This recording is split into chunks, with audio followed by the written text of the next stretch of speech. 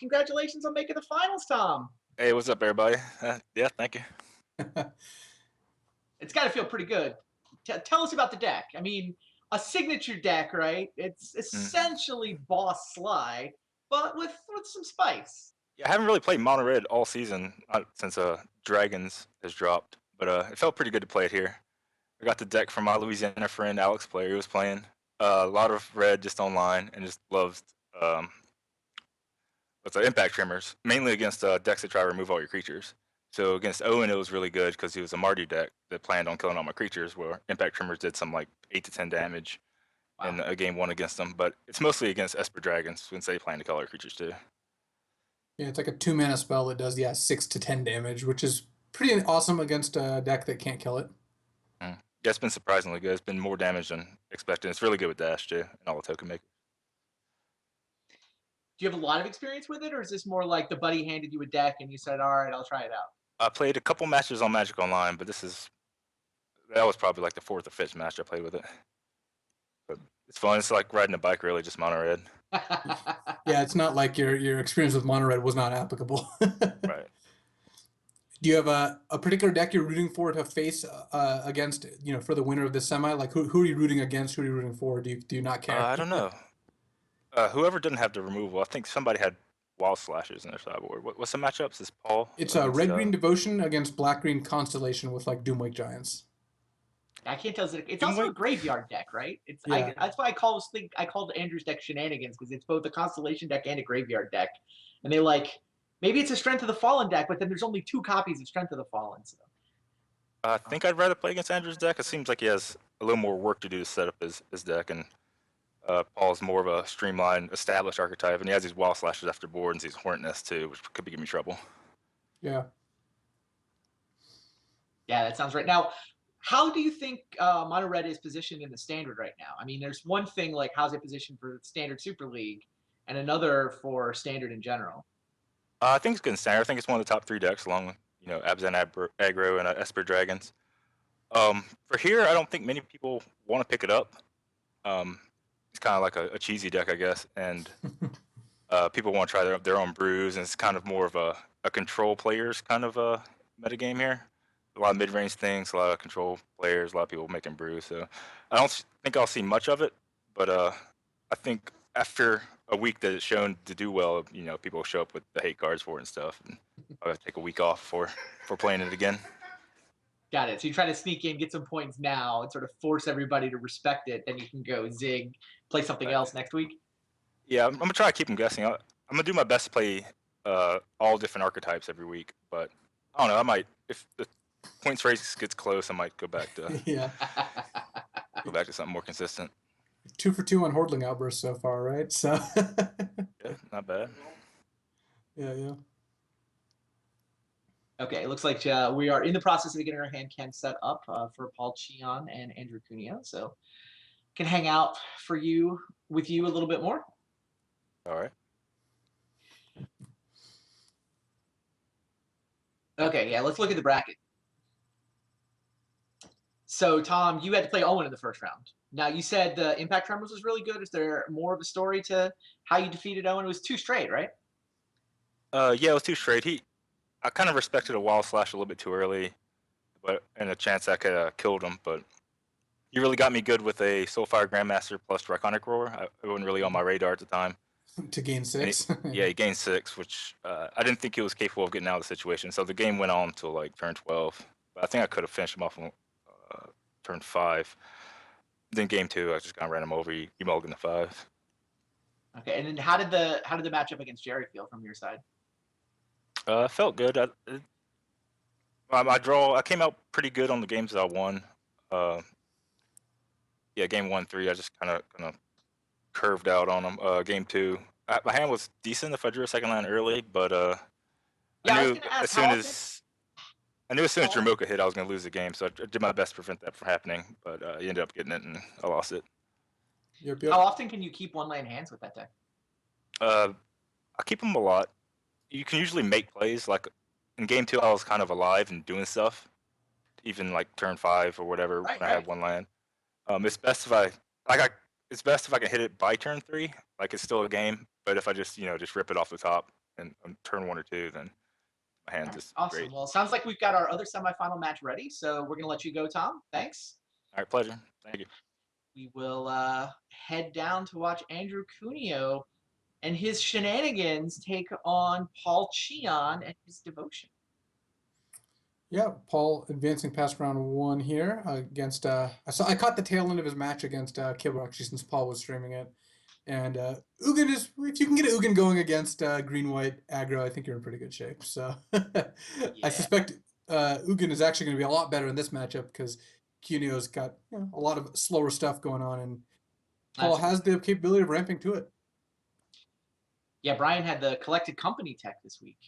Didn't get a chance to see that on camera, but yeah, Paul was streaming. So you guys can go back and watch Paul's past broadcast if you want to check out collected company. How many cards are these guys going to start the game with, do you think? Yeah, well, a lot of mulligans tonight, actually. I would say more mulligans than normal for sure. Wow, Paul mulligan, but yeah, he has turn 1 Elvish Mystic and turn 2 Rattleclaw Mystic face down. That is very good. And even the Brain Maggot, right. he can take Xenagos here, but it still leaves double Genesis Hydra, with a Nykthos in play, I mean, Paul's just going to slam a Genesis Hydra next turn, followed by a second one. How many is the Hydra for next turn? Well, or he could just play Pelucranos. Let's see. So he has. He have 3, 4. He could have played a Hydra for 3, but playing Pelucranos and setting up Nykthos might just be better than that. Right. Especially since Pelucranos can fight the Brain Maggot and get back your Reveler there. Yeah, Pelucranos is the play. Yeah, and this isn't gonna last very long. I mean, Cuneo can't cast another spell in his hand right now. Wow. Yeah, Paul Cheon, not on Unwritten Dragons, but does have a Dragon Lord in his hand. Not that far away from it. So what's the play here? You're going to fight with Pelucranos or just bust out a Genesis Hydra? You can play Hydra for 3. I kind of rather just activate Pelucranos at this point, I think. Just because Cuneo's deck, he doesn't have like much he can do about that. Mm-hmm. So, and then this leaves you with a ton of good plays next turn. I don't think it's actually even going to come down to Paul playing a Genesis Hydra, really. I mean, he can, I guess, play one next turn if he really wants to, but... Can also just play Xenagos. Yeah. Could play Courser if he really wanted. I guess he can play Xenagos. Did Paul really mulligan down to 4?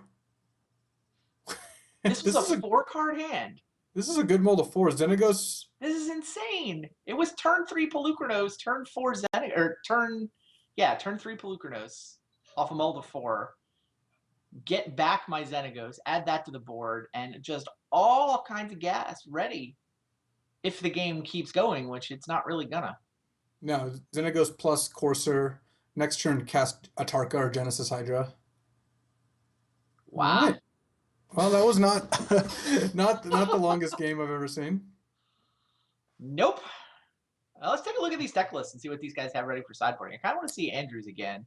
Just it's kind of a crazy deck anyway, right? It's got some Eidolon of Blossoms Constellation stuff going on. He's got Dictative Erebos driving a lot of what the late game is set up to try to do. A couple copies of Strength from the Fallen, the Whip, just Graveyard and Constellation shenanigans. What does sideboarding do, though? Well, sideboarding, you get to bring in cards like Thoughtseize, Hero's Downfall, Liliana Vess, maybe? I could see Dead Drop. Ultimate Price for sure is good. Yeah. Dead Drop seems okay if you have other removal. Yeah. But for the most part, I mean, it depends. Like, part of it is like, I don't know how much Cuneo depends on Strength of the Fallen to close out games, because that always seems like the kind of card that you could cut if you don't think you're going to race them, because I don't think it seems like a race here.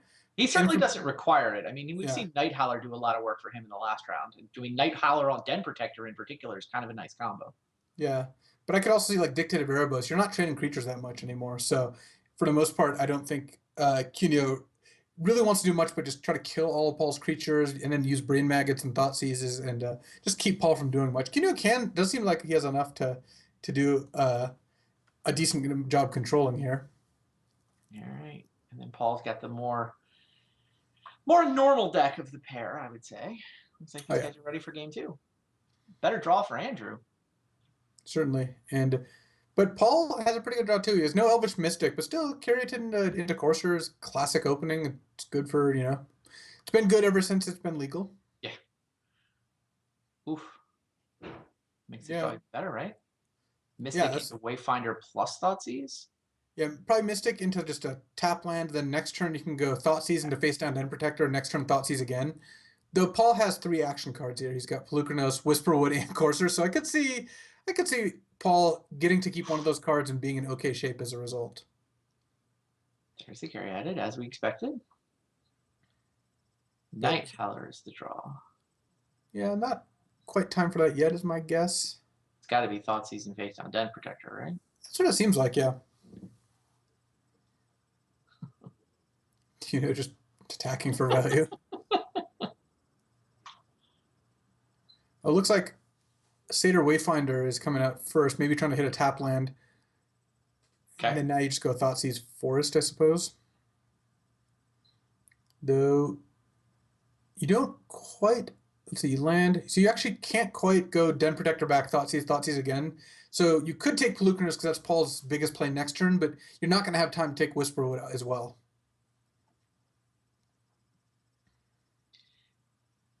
We're in the second of our 2 semifinals this week.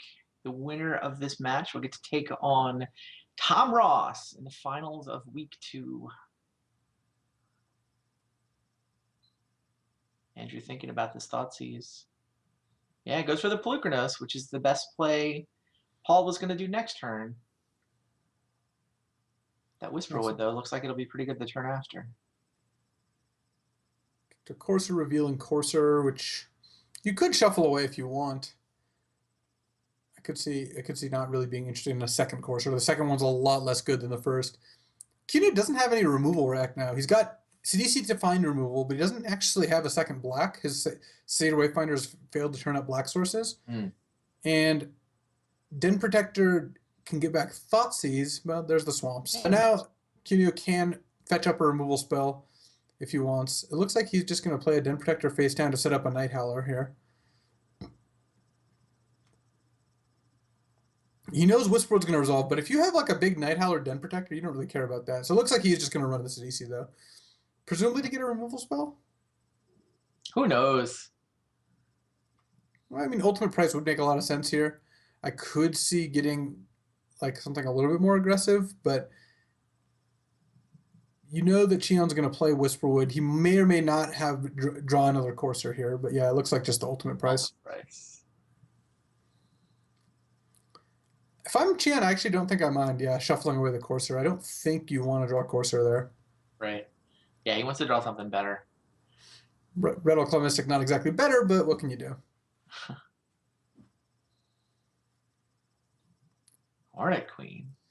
Yeah, it turns out Den Protector is really good, though. It just gets by Hornet Queen. I mean, Cuneo can win through all these roadblocks pretty easily here. He gets to manifest the Hornet Queen is how this plays out, right? Yeah.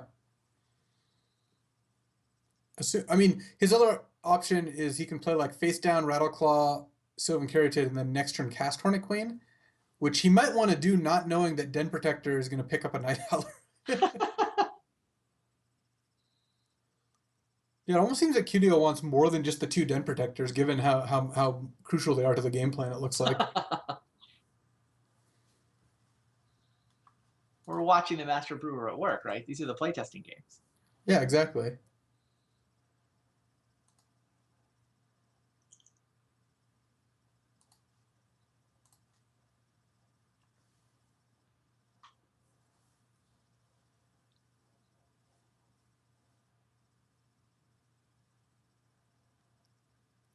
So now Cheon's still in the tank here about whether he wants to basically give up the Hornet Queen value, and I can see wanting to have Hornet Queen and not wanting to play Whisperwood just because of that. Like, Yeah, that seems like a pretty big incentive here. Definitely the fork in the road.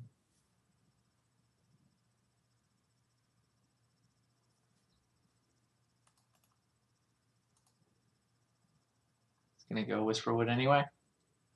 That's what it looks like. It just seems like such a more impactful turn than It is, and that. even though you might predict that Cunio's got removal spell because he did cast Sidisi there, it's still pretty tough to like just play some mana creatures and then get completely destroyed by a second Thoughtseize. Andrew draws a Courser. So he's got what, 6 mana to work with this turn? Presumably wants to spend 2 of it on ultimate price. Yeah, you can't really block Sidisi here. Ultimate pricing Whisperwood playing Den Protector seems like a pretty good way to go. I mean, he could play Courser, but I mean, I'm with you in that I like the Den Protector Night Howler combo. That seems like that's his route to victory. Yeah, you're playing against a deck with a Courser out that can generate a ton of mana. You want to kill them before they start doing something broken. Though you do know what's coming up, so you have at least a good idea that nothing too insane is going to happen. But it looks like the Den Protector is actually going to just do a lot of work this game.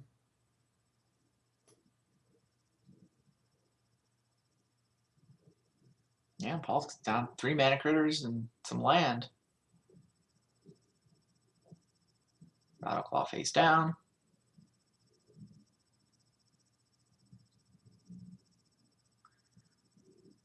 And another. Now, how quickly can Andrew actually win from here? Exactly how big is the Night Hauler? Hopefully he'll cast it and save us the trouble of squinting at graveyards. Yeah. Because if the Night Hauler is like +5 or something, then Andrew can win in just a couple hits, especially since he just like gets to get back ultimate price or something along those lines. Well, he's got 5. He's got 5. Yeah, plus Paul has 2, so +7 is a lot. That's just 2 turns. Pretty much. What do you get back with the Den Protector? The Thoughtseize? But you know the hand now, right? Yeah, you know everything but 1 Carrington, is that right? I mean, maybe you don't know the Carrington in hand. It might have been there on the Thoughtseize a million years ago. Ultimate price seems safest though. Paul would have Yeah. played something better if he could have. So it looks like we're gonna have a game 3 because we know Paul's drawing Xenagos here. Yeah, that does not bust up. Giant unblockable Den Protector. Yeah. Yeah. Paul actually knows that he's dead. He knows that he's drawing nothing. Wow.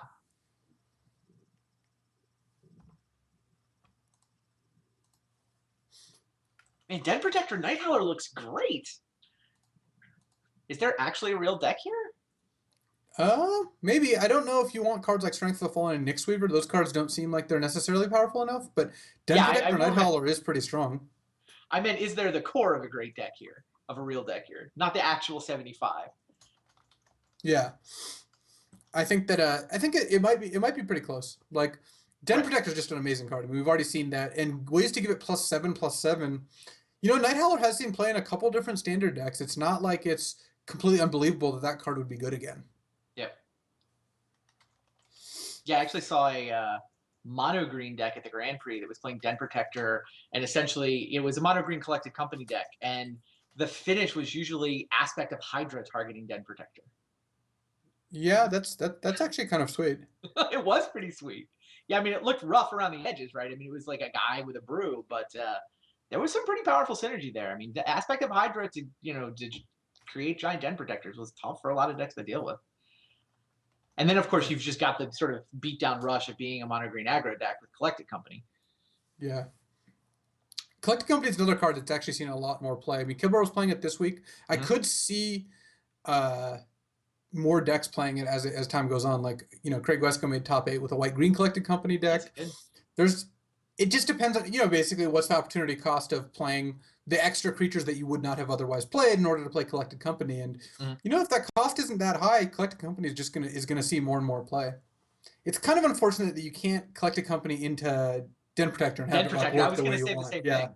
It's really good with Death Mist Raptor, but you don't want those Den Protectors to come in face up. Yeah, I think with Paul on the play, I mean, it's tough. Andrew's got a lot of disruption, and the Devotion deck can be threat light sometimes. Paul doesn't have a great way to deal with a big Den Protector, but Paul on the play with Mana Accelerants could easily just play a threat and then ride it to victory. I mean, it's the Devotion deck is built such that like one unanswered threat is often enough. Yeah, can we look at Paul's sideboard? Oh, I think they're ready to go play. Even better, we can look at Paul's post-board deck. Like it. So, And, like, Ariadid into Courser. Yeah, Planeswalkers. into Planeswalkers, they're just pretty good. Andrew's 6-card hand looks pretty good. Mystic into Wayfinder. Yeah, Mystic into Wayfinder's not bad, but there's no actual action here until Sidisi comes out a couple turns later. Sure.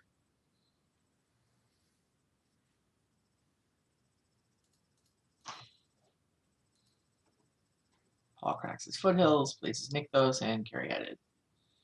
Ultimate Price doesn't do anything about Caryatid. Ultimate Price is a good draw in general because it does, it's going to kill the Courser here. It's also going to give Cuneo an action spell to kind of get going, but it's still not going to deal with the Planeswalkers. And yeah, looks like Qian is going to be able to resolve at least one of them because he might just run. Yeah, I kind of like running Xenagos here.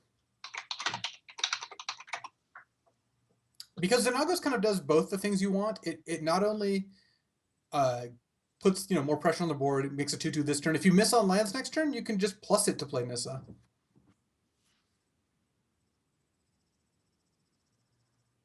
I was kind of wondering with Andrew's draw whether Wayfinder or Nyx Weaver is better there.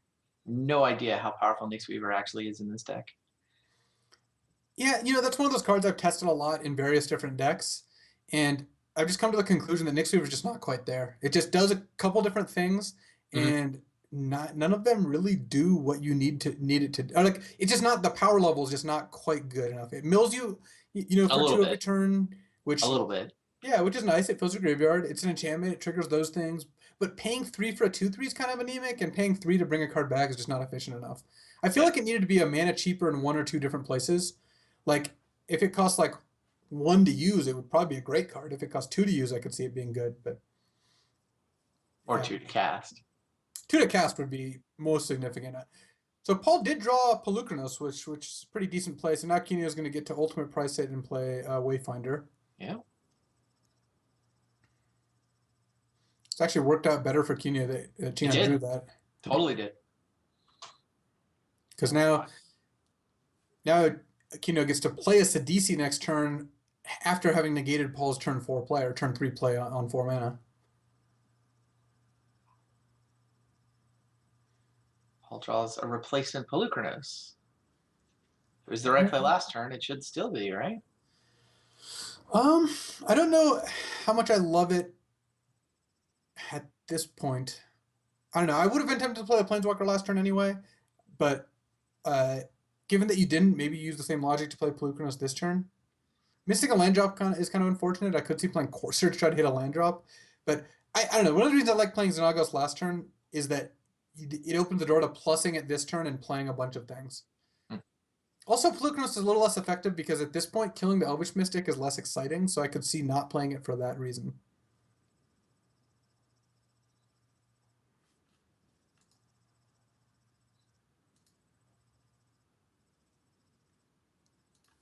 Paul's got options, but only gets to do one thing.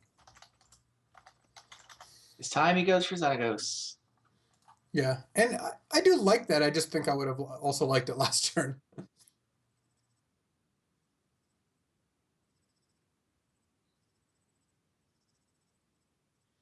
Now, if you're Andrew, you think Sidisi? Yeah, Sidisi seems like the biggest play because she by herself threatens Planeswalkers, and then it lets you go ahead and pick up like a Den Protector or something good like that.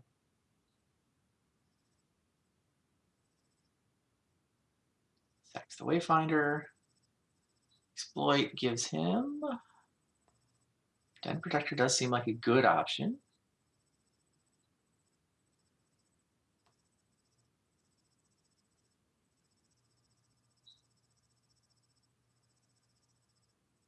Next turn, he's going to have 6 mana.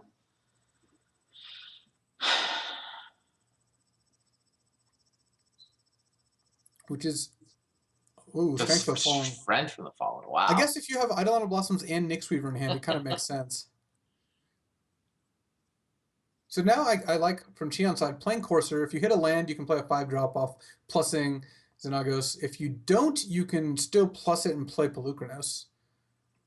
Though, I suppose at that point, you kind of do want a token to chump with. I guess you could just play Pelucranos and plus and make a 2/2. That's not bad either.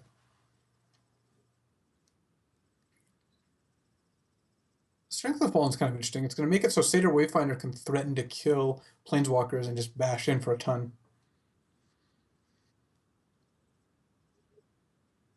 Yeah, only the 2 copies of Strength of the Fallen in this deck, but there are the 2 Siddices as well, so he gets to have kind of like he's got 4 of them in the deck, even though they only take up 2 spots. All right, Nykthos is the land that gets revealed from Courser. Plus, yeah, Nykthos isn't quite devoted enough to do anything too crazy here. Right. You still want to play it though, right? You just Lotus Petal. Yeah, yeah, for sure you play it. But the question is, do you play a 4 or a 5? Mm-hmm. Nissa does not put a blocker into play at this point because you have to tap out to cast her. So seems like you'd rather just play a Pelucranos here. All right, he's gonna plus. He's gonna get a mana from that Nykthos. Though if you do play Nissa, you can next turn have like a really big turn as long as all your Planeswalkers survive.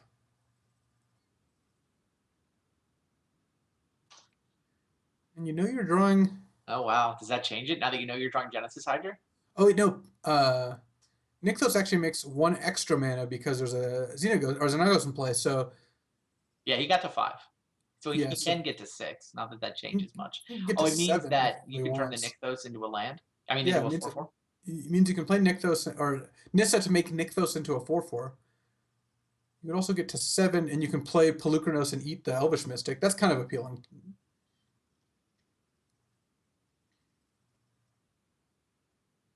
Pelucranos eat Elvish Mystic's actually pretty good here.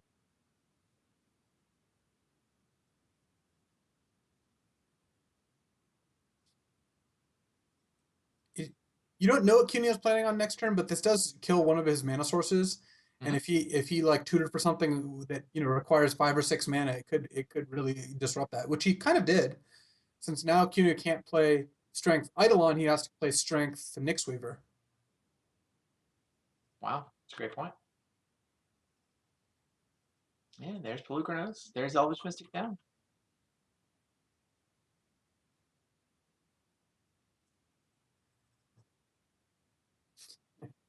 Dictated Erebos a little too late here.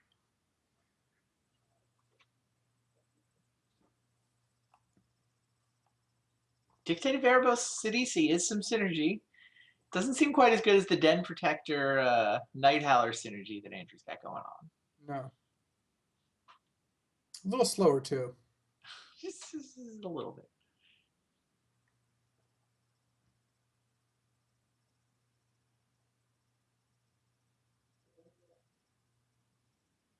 So now that you only have 5 mana,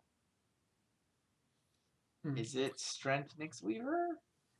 Yeah, Dictate's not doing much. Is it You know Cheon's gonna have a ton of mana next turn with Nykthos. Yes. Tapping for 3, 4, 5, 6, and then 7 plus 4. So Cheon's gonna have 11 mana even if he doesn't hit anything. So now at this point you're gonna make your Satyr Wayfinder big and you're gonna attack with 2 large creatures. You're gonna have to play Nyx Weaver if you're playing Strength of the Fallen here. Right.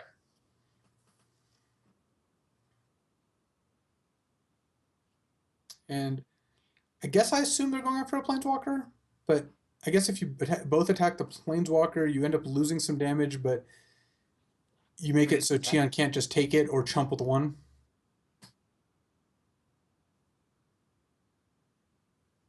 Can we see the mouse over to know who he's attacking?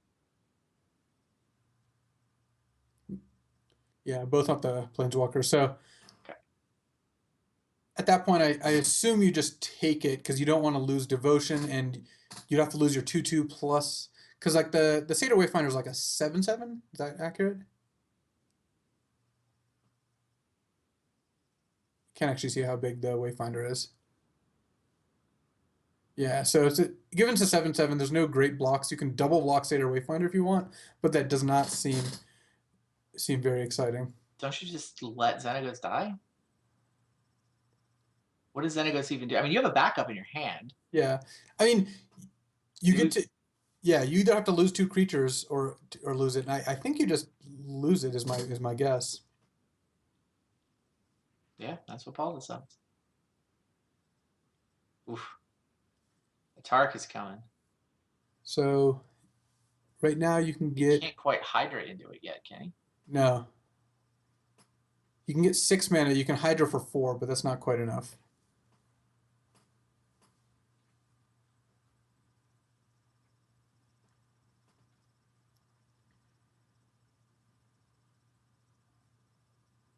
All right, here's 5 mana from the Nykthos.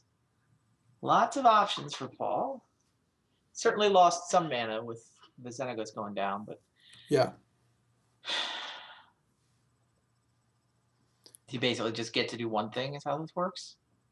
Well, Xenagos is basically free because you can just plus, right? Play him in So plus. you can go Xenagos plus Genesis Hydra for 4.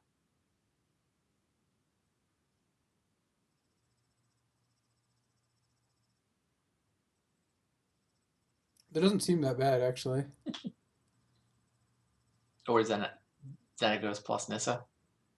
Yeah, the reason I don't like Nissa as well, Nissa does make Genesis Hydra better next turn for sure, but having a bunch of Planeswalkers out, I guess if you have 2 Planeswalkers out, it's not that bad because then you're splitting Cunio's attacks by a lot. Mm-hmm.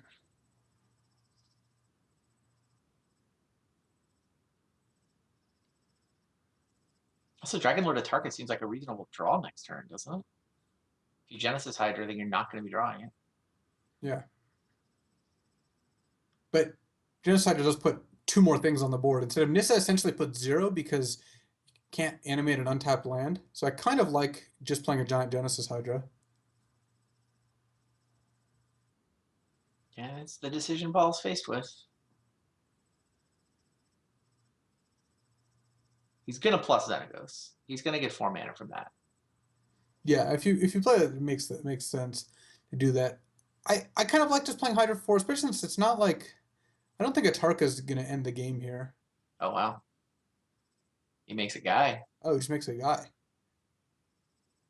I guess that just chump blocks and then sets up a great next turn. You have a ton of different great cards that you can play next turn. And Blue Granos gets to punch through for a couple. Nix Weaver mills 2 lands off the top of Andrew's library.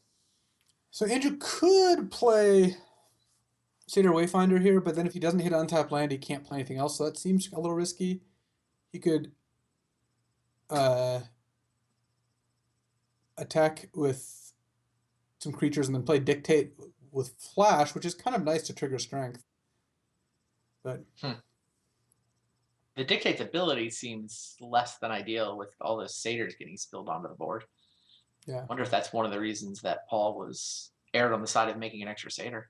He does know about Dictates, that's true. He's seen the list. Doesn't know what's in his hand, but he's certainly seen the list. People are saying if Paul tapped differently, he could have an untapped land. That's just not true because he had to tap 2 to activate the Nykthos, then he had to add a red to cast Xenagos. So that is slightly inaccurate to say. So Paul, there's no way Paul could play Nissa and have an untapped land in play. Right. Unless he doesn't want to play Xenagos, which doesn't seem right either. He wants to, I think you really want to get that out. But yeah, he certainly set himself up to have a great next turn. Yeah, he's got a ton of mana next turn, and it doesn't look like Cunio's going to be able to stop that. I mean, Cunio's best, at best he can kill a Planeswalker, and he might be able to set it up so he can kill 1 or 2 creatures as well. But still, Paul's going to have a lot of mana. So now Paul has to be thinking of Dictate, just because it's a flash enchantment here.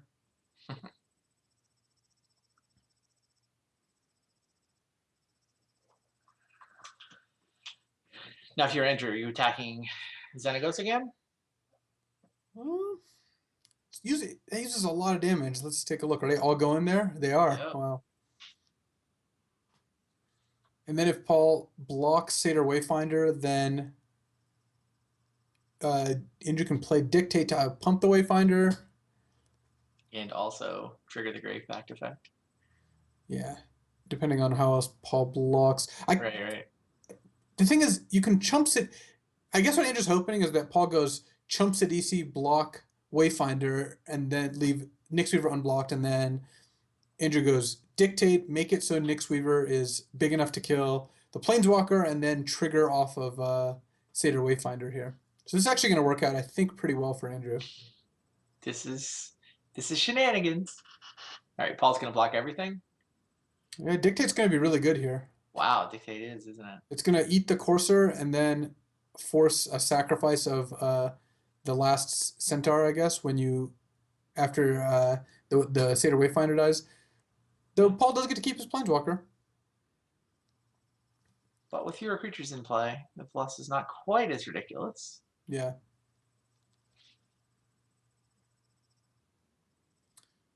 And Paul doesn't get a chance because his Courser's gone.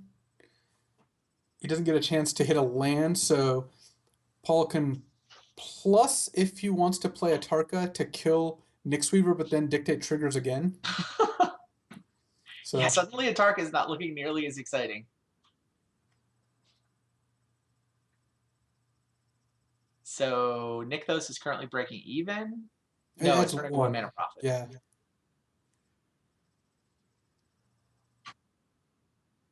So you can cast a Hydra for 5, or you can cast a Tarka, or you can cast Nissa.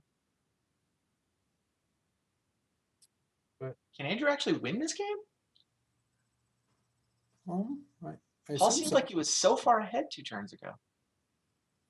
Well, Andrew had some decent plays, even if he was eating permanents no matter what. There, Paul could have blocked in a way to make Dictate not quite as good, but either way, Paul was going to lose something. Yeah.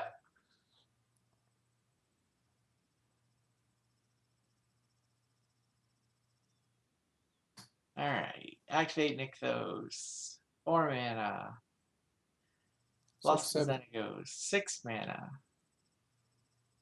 Looks like an Atarka here. Yeah. Carry added. No Genesis. Looks like just a big Genesis. That's the best against Dictate as well. Put 2 things into play. Sure. Ooh, Whisperwood. 3 things actually. Yeah, Whisperwood is really good here. Wow. That was a good hit for Paul. Yeah, because now he gets to smash. Paul's actually dealing a lot of damage too. Mm-hmm. And Andy's got multiple blockers here.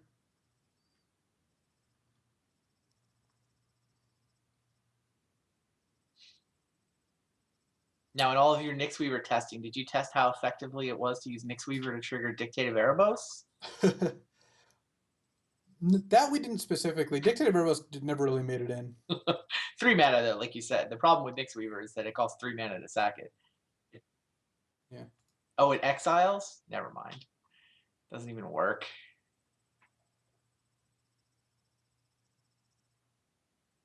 All right, Satyr Wayfinder's to play. Finds the land.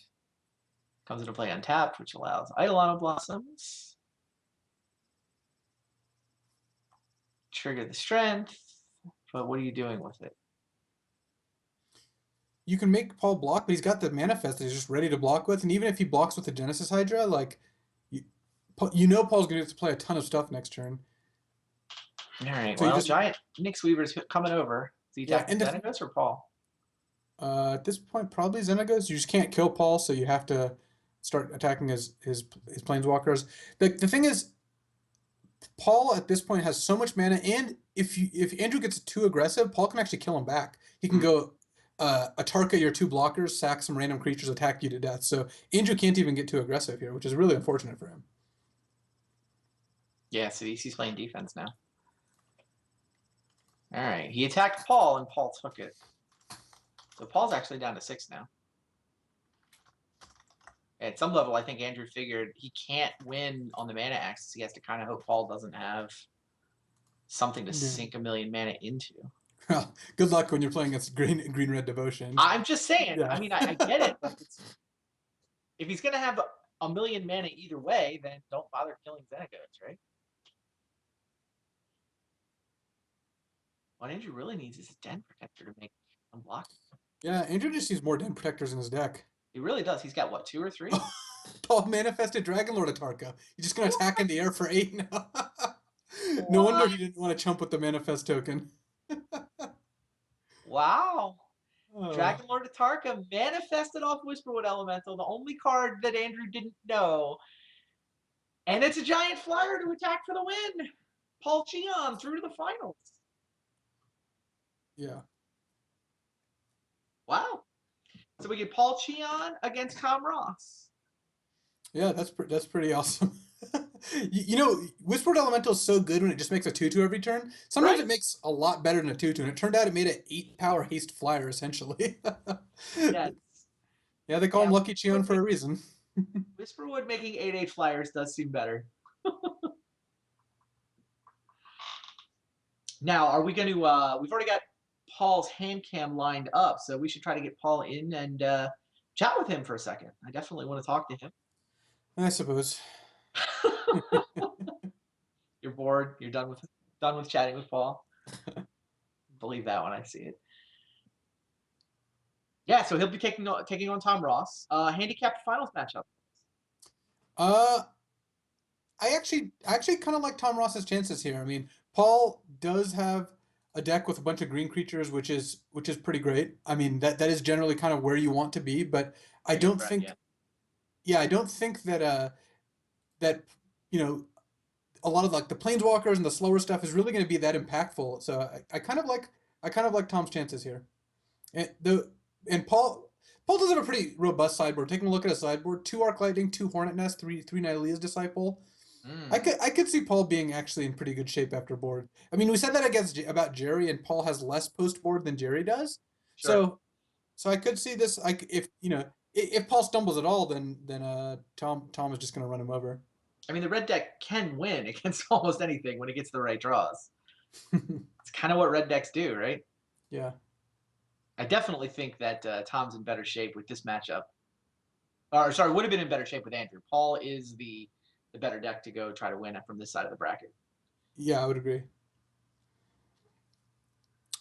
So, yeah, we will be right back, and when we come back, we'll have Paul Cheon in the interview booth. Stay tuned.